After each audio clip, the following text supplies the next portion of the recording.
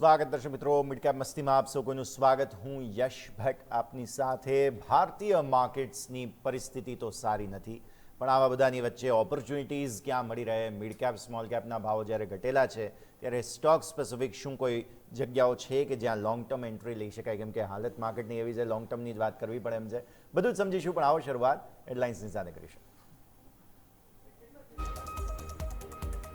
ભારતીય માર્કેટમાં ગઈકાલની સારી તેજી બાદ આજે ભારે ઘટાડો. નિફ્ટી 450 પોઈન્ટથી વધુ ઘટીને 22,200 નજીક. સેન્સેક્સમાં પણ 1,500 પોઈન્ટના કડાકા સાથે 71,700 નીચે કારોબાર. બેંક નિફ્ટીમાં ભારે દબાણ. બેંક નિફ્ટી 1,300 પોઈન્ટના કડાકા સાથે 51,100 નીચે સરક્યો. 14માંથી 14 શેર્સ ઘટ્યા. AU bank, union bank, can bank અને ઇન્ડસઇન્ડ બેંકમાં 3% વધુની વેચવાલી. રિયલ એસ્ટેટ સ્ટોક્સમાં પડી તિરાડો. 3%થી વધુ ઇન્ડેક્સ ઘટ્યો. ગોદરેજ પ્રોપર્ટીઝ વાયદાનો ટોપ લૂઝર. અન્ય stocks prestige, Sobha, Lodha developers અને અનંતરાજ સૌથી વધુ ઘટ્યા. ફાર્મા અને હેલ્થ કેર શેર્સની તબિયત બગડી. બંને ઇન્ડેક્સ 3%થી વધુ નીચે. સન ફાર્મા અને મેક્સ હેલ્થ કેર વાયદાના ટોપ લૂઝર્સ. અન્ય સ્ટોક્સ જેમ કે લુપિન, ગ્લેનમાર્ક ફાર્મા, બાયોકોન, ફોર્ટિસ અને ડીવીઝ લેબ સૌથી વધુ ઘટ્યા. મિડ કેપ અને સ્મોલ કેપ 100 ઇન્ડેક્સમાં ભારે દબાણ સાથે કારોબાર. મિડ કેપમાં માત્ર 2 શેર પોઝિટિવ, 98 ઘટ્યા. Astral, blue star, Biocon, SRF 5%થી વધુ નીચે.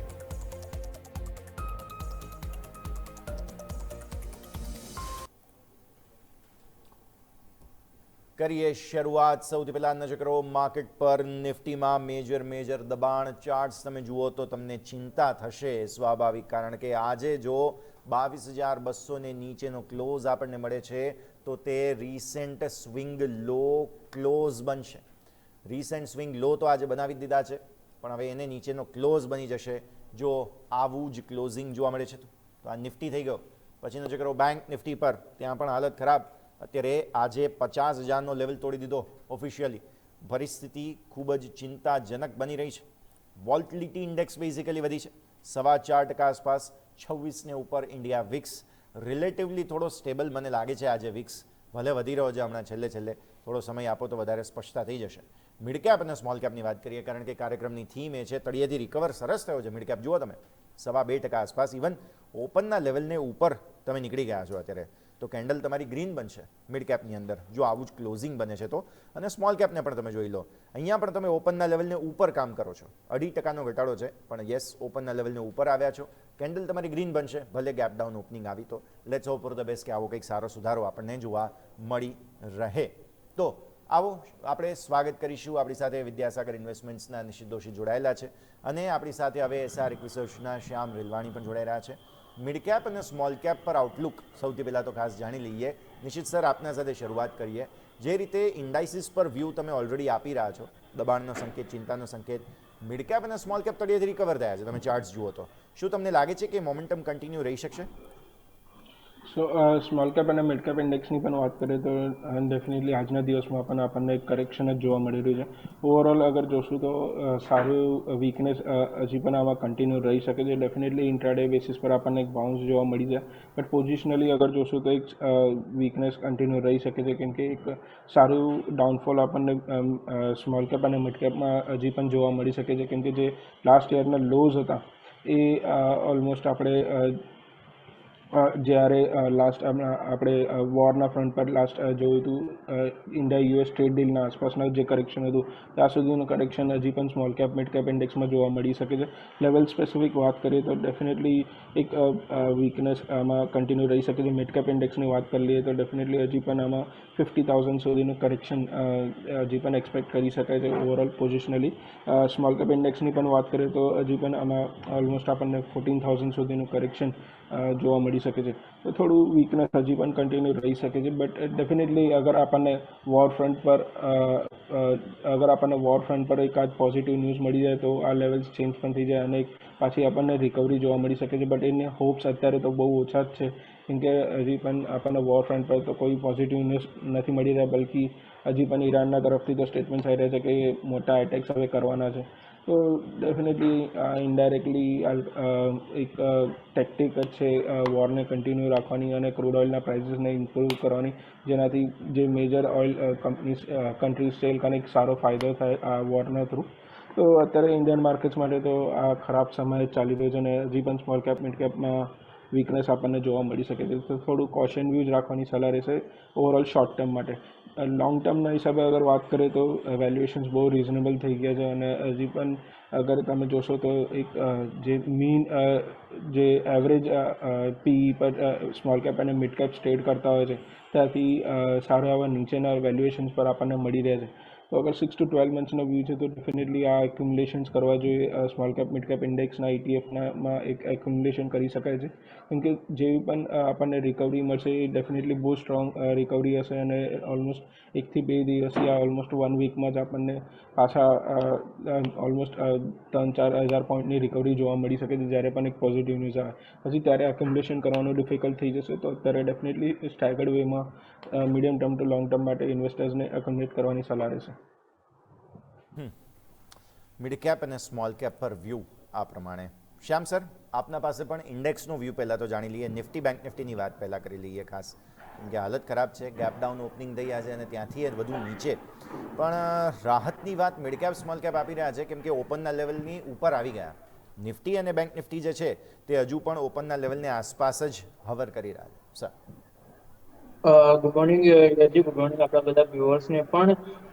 નિફ્ટીની જે રીતે વાત કરીએ અત્યારે 22,200 ની આસપાસ ચાલી રહ્યો છે. 22,160 ની આસપાસ ક્લોઝિંગ બેઝિસ પર એક સપોર્ટ છે. પણ સાચું કહું તો આજે જે રીતે ટ્રમ્પનું જે રીતે સવારની આપણે સ્પીચ કદાચ બધા સાંભળી જશે, હવે કોન્ફિડન્સ નથી આપી રહ્યો કે આજનું આ ક્લોઝિંગ લેવલના બેઝિસ ઉપર પણ ટકશે, કેમકે જો આજ નેગેટિવિટી સાથે ગ્લોબલ અનસર્ટેનિટી જળવાઈ રહેશે તો પછી તમે જે રીતે હમણાં થોડી વાર પહેલા વાળા શોમાં કહ્યું હતું કે કદાચ 21,000 સુધીની જગ્યા ખુલી જાય છે, બિલકુલ ખુલી જાય છે. અને જો 21,400 ની નીચે 21,150 ની નીચે પણ આપણે કદાચ જઈએ છીએ ને એની નીચે સસ્ટેન થઈએ છીએ તો 20,200 સુધીના લેવલ પણ બિલકુલ ઓપન થાય છે. એટલે અત્યારે જેટલું કોશિયસ રહીશું, પોઝિશન જેટલી લાઇટ રાખીશું એટલું સારું રહેશે. નો ડાઉટ પોર્ટફોલિયો બનાવવા માટે આવા બધા જે કરેક્શનના ટાઈમ હોય છે એ જ સારા હોતા હોય છે. પણ હવે અહીંથી પણ જો હજુ 10% આસપાસ ઇન્ડેક્સમાં જગ્યા દેખાતી હોય તો પછી પોઝિશન બિલકુલ ટુકડે ટુકડે બનાવવાની સલાહ રહેશે. ઉપરની તરફ અગર ઇન્ડેક્સમાં રિવર્સલની વાત કરીએ તો હવે જ્યાં સુધી ગઈકાલના હાઈ છે એ ક્રોસ નહીં કરીએ આપણે, એટલે લગભગ 23,000 ની આસપાસનો હાઈ છે, જ્યાં સુધી નિફ્ટીમાં એ ક્રોસ નહીં કરીએ ત્યાં સુધી હવે પ્રોપર રિવર્સલની બહુ જ એકદમથી ગણતરી રાખવી ના જોઈએ. દરેક ઉછાળે થોડું ઘણું સેલિંગ પેનિક રહેશે અથવા તો પછી 22,000 થી લઈને 23,000 ની વચ્ચે અથડાઈ કરીશું અને 22,000 ની નીચેનું જો ક્લોઝિંગ આવશે તો પછી તમે કહ્યું એ રીતે 21,000 અને 20,200 સુધીની પણ જગ્યા ખુલી જાય છે. એટલે ટ્રેડિંગ બેટ બિલકુલ ઓછી કરી દેવી જોઈએ. બેંક નિફ્ટીની વાત કરી લઈએ. બેંક નિફ્ટી પણ અત્યારે બિલકુલ કરેક્શન વાળા ઝોનની તરફ જ જાય છે. ગઈકાલે આપણે જે રીતે વાત કરી હતી કે 51,800 ની નીચે જ્યાં સુધી છે ત્યાં સુધી બિયરિશ ટોનમાં જ છે. 50,000 ની આસપાસ એક સપોર્ટ છે, 49,850 ની આસપાસ એક બેન્ડ છે સપોર્ટ વાળી. પણ જો આ જ રીતે કરેક્શન ચાલુ રહ્યું તો પછી લાગતું નથી એ બેન્ડ પણ સસ્ટેન થશે. બિલકુલ ક્લિયર કટ 48,000 ની આસપાસ સુધીના લેવલ જે છે બેંક નિફ્ટીની અંદર પણ ઓપન થતા જ જોવા મળી રહ્યા છે. અને બેંક નિફ્ટીમાં રિવર્સલની વાત કરીએ, સેમ 52,000 ની ઉપર જ્યાં સુધી હવે સસ્ટેન નહીં થાય ત્યાં સુધી દરેક ઉછાળો જે છે કાં તો સાઇડવેઝ બિહેવિયર જોવા મળશે અથવા તો પછી દરેક ઉછાળે જે છે એક એક્ઝિટ ઓપોર્ચ્યુનિટી શોધીને લોકો થોડું ઘણું સેલિંગ વાળો સિનેરિયો જોવાનો ટ્રાય કરશે. No doubt mid cap small કેપમાં આજે ઇન્ટ્રાડેમાં નીચેના લેવલથી એક ઉછાળો જોવા મળી રહ્યો છે. પણ એક 52,000 ની આસપાસ મિડ કેપ 100માં વાત કરીએ, એક સપોર્ટ વાળો એરિયા હતો અને આટલું બધું ઓવરઓલ ગેપ ડાઉન ખુલ્યા છે તો એક નોર્મલ પેલું ડેડિકેટ બાઉન્સ જેવો જ સિનેરિયો છે. કેમકે તમે જોશો તો 23મી માર્ચ વાળા લો અને 30મી માર્ચ વાળા લો ની આસપાસ અત્યારે આવી રહ્યા છે આપણે ક્લોઝિંગ બેઝિસ ઉપર. એટલે 52,500 ની નીચે જો ક્લોઝ આપી દઈએ છે તો પછી આ ઉછાળાનો પણ કોઈ મતલબ નહીં રહે. કાલથી ફરીથી આમાં સેલિંગ પ્રેશર જ જોવા મળશે. એટલે અત્યારે દરેક ઇન્ડાઇસિસ વાઇઝ થોડી નેગેટિવિટી દેખાઈ રહી છે. સ્ટોક સિલેક્શન બહુ જ જાળવીને કરવું જોઈએ અને લોંગ ટર્મ અને પોર્ટફોલિયો બિલ્ડિંગનું ધ્યાન રાખવું જોઈએ. ટ્રેડિંગ બેટ બને એટલી અવોઇડ કરવી જોઈએ. અને ગઈકાલે એક ફ્યુચર વાળા શોમાં પ્રીમિયર એનર્જીનો એક કોલ આપ્યો તો એની અપડેટ છે. ઇન્ટ્રાડેમાં જેના ટાર્ગેટ જે છે 900 નો આપણે બાય કોલ હતો, 940 ના ટાર્ગેટ હિટ થઈ ગયા હતા. વોલેટાલિટી વધારે છે. 906 અત્યારે પણ ચાલે છે. જો કદાચ કોઈ પ્રોફિટ બુકિંગ ઉપરના ભાવે ના કર્યું હોય અને એક્ઝિટ કરવું હોય તો પણ કરી શકે છે. ઓકે, તો પ્રીમિયર એનર્જીસરનો કોલ હતો, ત્યાં પ્રોફિટ બુક કરી લેવાની સલાહ અત્યારે ફિલહાલ બની રહી છે, નજર અહીંયા ખાસ રાખીશું. આવો ક્વિક બ્રેકનો સમય, બ્રેક બાદ મિડ કેપ સ્મોલ કેપમાં આજની રેકમેન્ડેશન સર્ચ તરફથી બંને તરફ પાસેથી જાણીએ અને ત્યારબાદ અન્ય સંકેતો પર નજર કરીએ. બ્રેક બાદ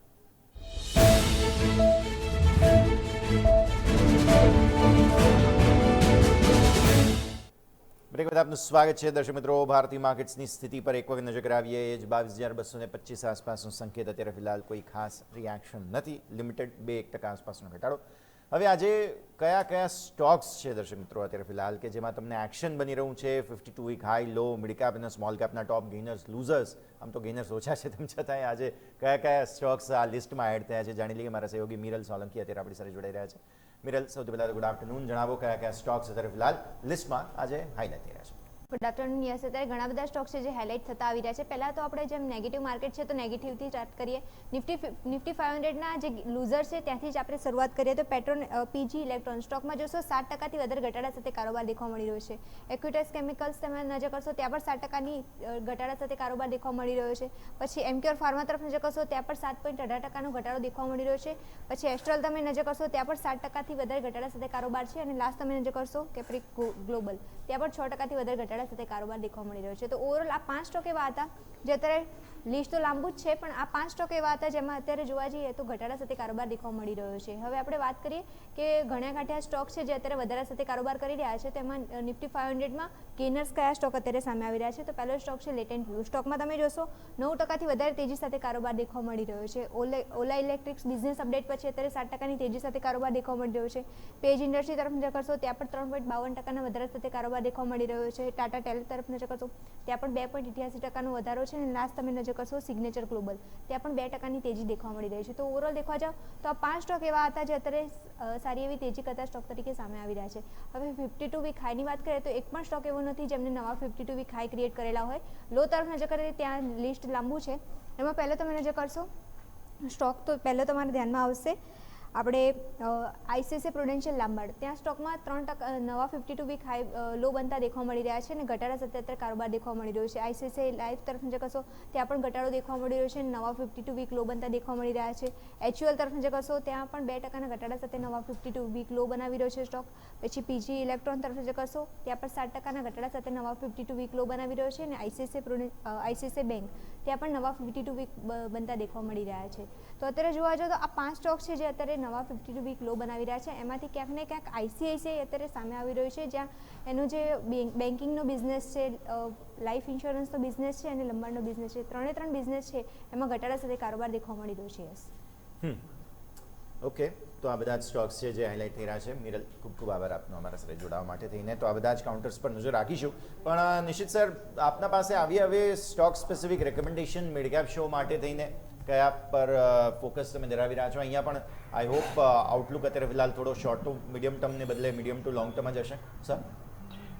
ડેફિનેટલી લોંગ વીકેન્ડ છે એ હિસાબે અત્યારે થોડું medium term to long term વ્યૂના હિસાબે જ એક મિડ કેપ સ્ટોક રિકમેન્ડ કરવામાં આવશે જે છે સુઝલોન. સુઝલોનની વાત કરીએ તો એક સારું કરેક્શન આપણને જોવા મળી ગયું છે આ કાઉન્ટરમાં. અને ઓવરઓલ જોશું તો સોલાર થીમ પાછી ઇન્ડિયન ગવર્મેન્ટના ફોકસમાં જ છે હજી પણ. અને એક સ્ટ્રોંગ રનવે ઓફ ગ્રોથ હજી પણ આ કંપનીમાં પોસિબિલિટી છે. પ્લસ વેલ્યુએશન્સ વાઇઝ પણ અત્યારે રિઝનેબલ વેલ્યુએશન્સ ઓલમોસ્ટ 17ના પીઈ પર ટ્રેડ કરી રહી છે જે one of the lowest valuations પર અત્યારે આ રિસન્ટ આપણને રેલીમાં જોવા મળ્યો છે.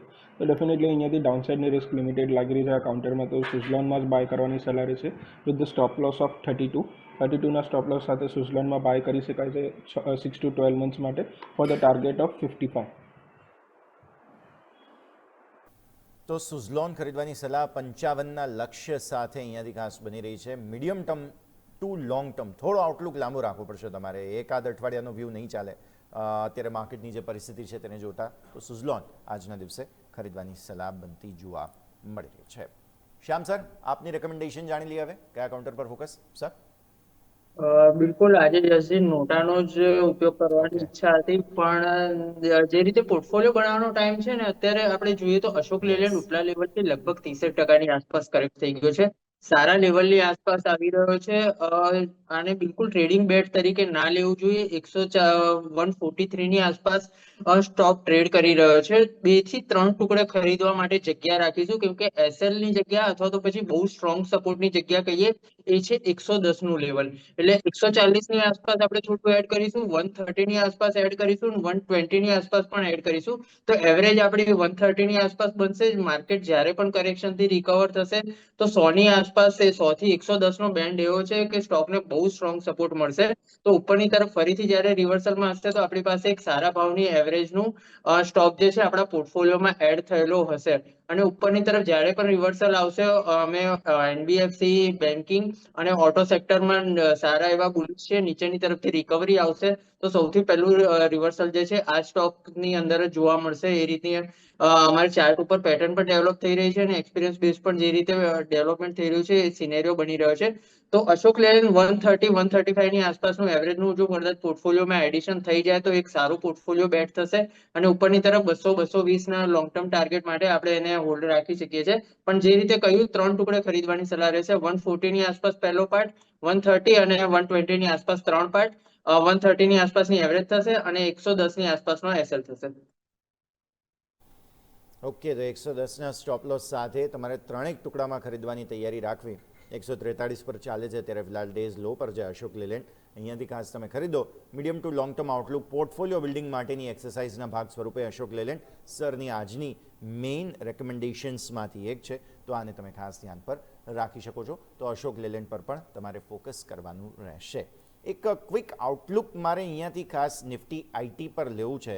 આપણે પાછલા શોમાં પણ ચર્ચા કરી રહ્યા હતા નિશિત સર. બેઝિકલી આજે માર્કેટને બચાવવા માટે તમે જુઓ ને તો સીએનએક્સ આઈટી જ છે કે જે અત્યારે ફિલહાલ આગળ વધ્યો છે. અને આઈટી અમુક સ્ટોક્સ છે કે જેમાં વાયદા બજારમાં લોંગ બિલ્ટઅપ પણ છે. અમુક મિડ કેપ સ્ટોક્સમાં પણ ખરીદારી, જેમ કે બિરલા સોફ્ટ તમે જુઓ તો તળિયેથી રિકવર થયો.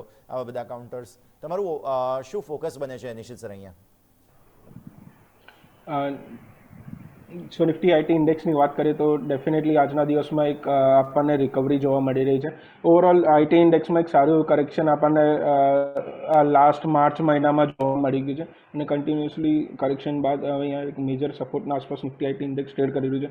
જે 28,000થી લઈને 30,000ની એક રેન્જ છે એ સારું સપોર્ટના તરીકે કામ કરી શકે છે Nifty IT index. Definitely valuations point પર પણ એક રીઝનેબલ વેલ્યુએશન્સ પર અત્યારે નિફ્ટી આઈટી ઇન્ડેક્સ ટ્રેડ કરી રહ્યું છે. સો ડેફિનેટલી અગર થોડું medium term to long term view હોય તો એક બોટમ ઓપોર્ચ્યુનિટી તરીકે આમાં પોઝિશનલ ક્રિએટ કરી શકાય છે, પોઝિશન્સ ક્રિએટ કરી શકાય છે એક સ્ટેગર્ડ વેમાં. સો દેટ એક જ્યારે પણ માર્કેટમાં રિકવરી આવે ત્યારે એક સારા એવરેજ ભાવ પર આપણી જોડે નિફ્ટી આઈટી ઇન્ડેક્સમાં ઓલમોસ્ટ 20-30% પોઝિશન્સ હોઈ શકે આખા એન્ટાયર પોર્ટફોલિયોની. સો ડેફિનેટલી અહીંયા એક એક્યુમ્યુલેશન કરવું જોઈએ. જેવું આ ઇન્ડેક્સ આપણને 31,000ના અબાવ એક ક્લોઝિંગ આપશે ત્યારબાદ કન્ટિન્યુઅસ આમાં આપણને રેલી રિવર્સલની જોવા મળી શકે છે. તો ડેફિનેટલી પોઝિશનલ વ્યૂ સાથે આમાં એક્યુમ્યુલેશન કરવાની સલાહ રહેશે નિફ્ટી આઈટી ઇન્ડેક્સમાં. ઓકે, તો આ બધા જ નિફ્ટી આઈટીના સ્ટોક્સ અત્યારે ફિલહાલ અને ઇન્ડેક્સનું પણ ઓવરવ્યૂ આપણે અહીંયાથી ખાસ જાણ્યો. આ સાથે જ સમય થયો છે રજા લેવાનો. શ્યામ સર, જેટલી આપણે ચર્ચા કરી આપના સ્ટાન્ડર્ડ ડિસ્ક્લોઝર્સ.